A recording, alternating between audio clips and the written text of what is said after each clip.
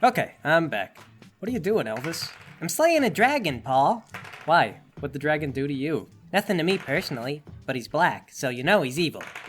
You know, the company is changing the D&D alignment rules exactly because of sentences like that. Well, put your D20s away. We're done with that system, and we're done with those dice. I know, but I figured I'd just fit the D&D battle experience in between breaks. I got all the stats memorized, and done. Dragon's dead. Good job, Mason. Good job, Larry. Thanks. I feel about as accomplished as usual.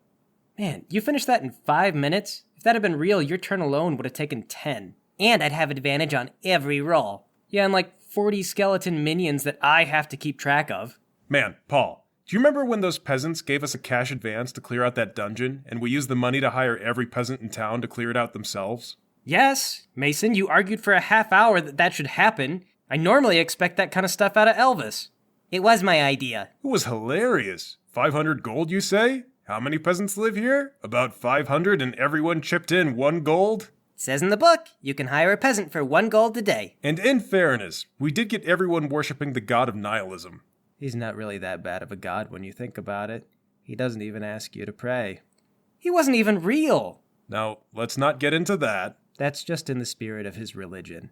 I mean, there's a pantheon in the book. It was a god that you made up to get the people to garrison an army of skeletons that you didn't even send to the dungeon. Well, if a bunch of your skeletons die, it takes forever to replace them all. Honestly, one of my prouder adventuring moments. All right, whatever. Elvis, put the funny dice away. Goodbye, funny dice. I'll miss you. All right, so you guys have just caught a suspected murderer in a net that Elvis had sneezed out of his nose. Okay, right, okay. Sorry, ma'am. You should know my friend is allergic to fugitives. She rolls over and looks at you. Hey, aren't you the guy from TV? From the TV? Wait, am I?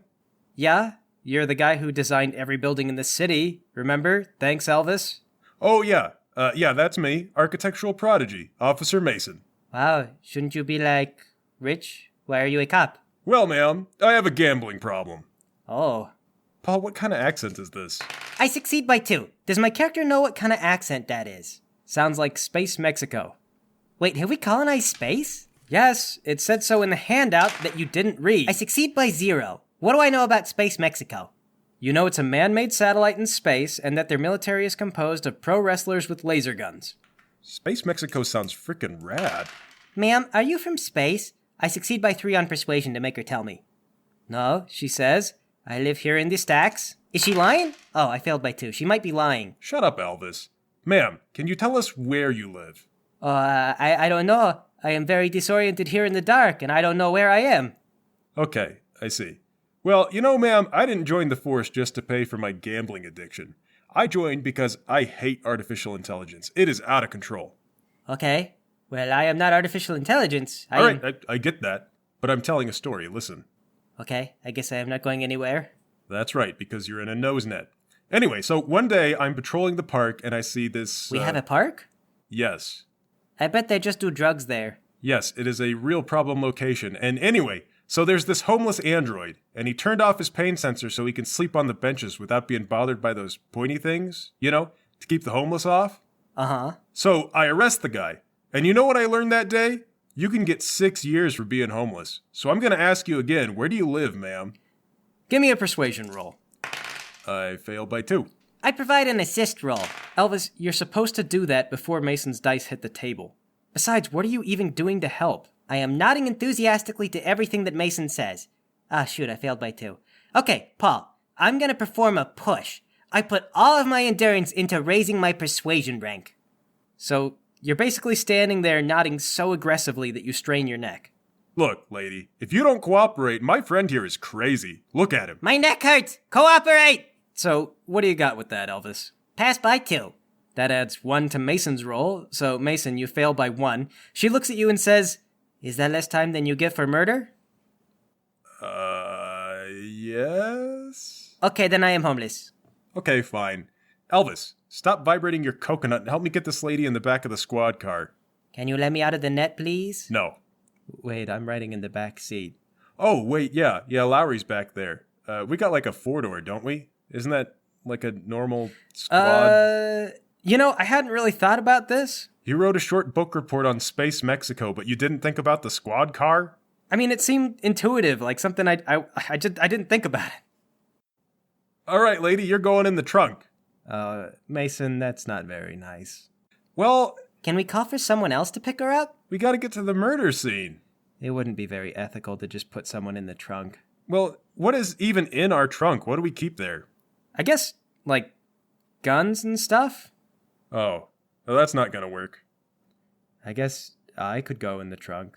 Yeah, okay. Yeah, you're trustworthy back there. All right, take the lady to the back seat. Don't take her out of the net. Buckle her in. Okay? Are you comfy? No, That's good. Close the door. All right, Lowry.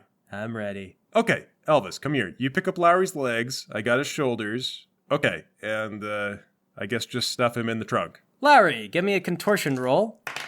Succeed by 0. It is a tight fit, but you wedge him in. You're doing a good thing. The force is proud of you, Lowry. If only my parents could see me now. Close the trunk. All right, both Lowry and the perp are successfully apprehended. Now that Lowry can't hear us, I just want to say, you know, Elvis, I don't think Lowry's going to make it with the police. It's not airtight in here. I can still hear you guys.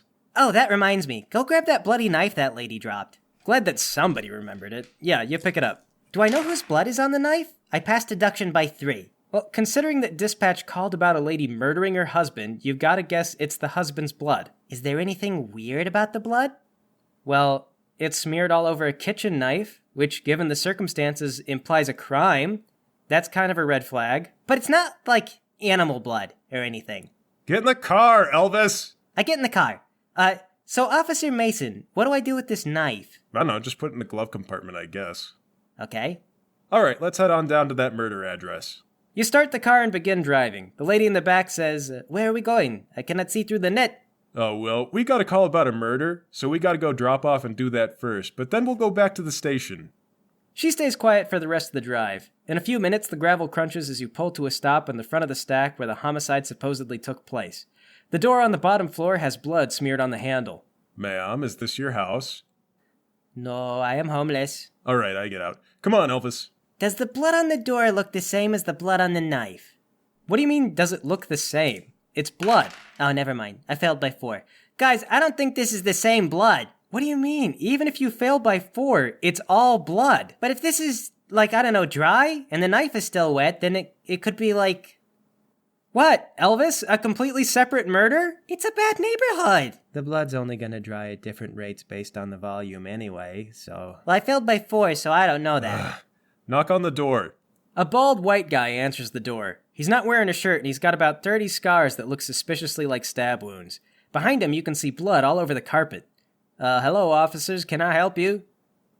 Yeah, we got a call about an attempted homicide. Oh, well, you must have the wrong address. As you can see, nobody's dead around here. I can see a ton of blood on your carpet, guy.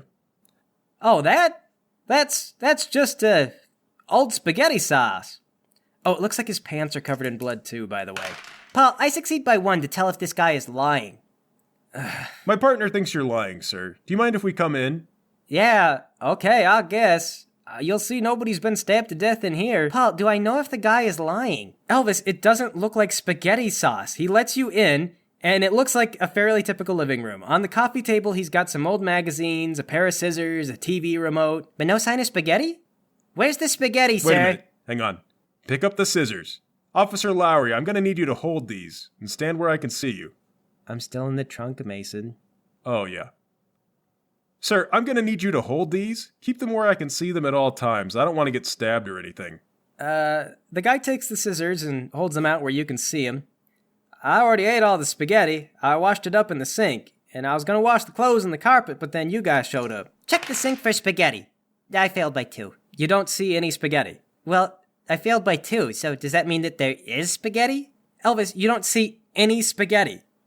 Officer Mason, come help me look for spaghetti. Elvis, he's lying about the spaghetti sauce. We caught a lady fleeing from the crime carrying a bloody knife who fits the suspect's description. The man is covered in scars. Obviously, he's some kind of android or something and he healed it. But if I failed my role to look for spaghetti and there actually was none, then shouldn't I find something that makes me think that there is spaghetti? It's a DC-0 check. You don't have to roll. Oh, that makes sense. It's not D&D. There's no such thing as a DC check. Everyone, shut up. Sir, I can't help but notice that you have all these stabbing scars. What's up with that? Oh, that's nothing. I just fell down a couple of times on a knife. You know, while grilling burgers. He scratches one of his scars and it opens up a little. You notice it starts to leak a sort of viscous black ooze. He looks down and says, uh-oh. Black tendrils suddenly burst out of his body in all directions, making a wet suction sound as they pass through the scars. Oh, God. What's he doing with the scissors?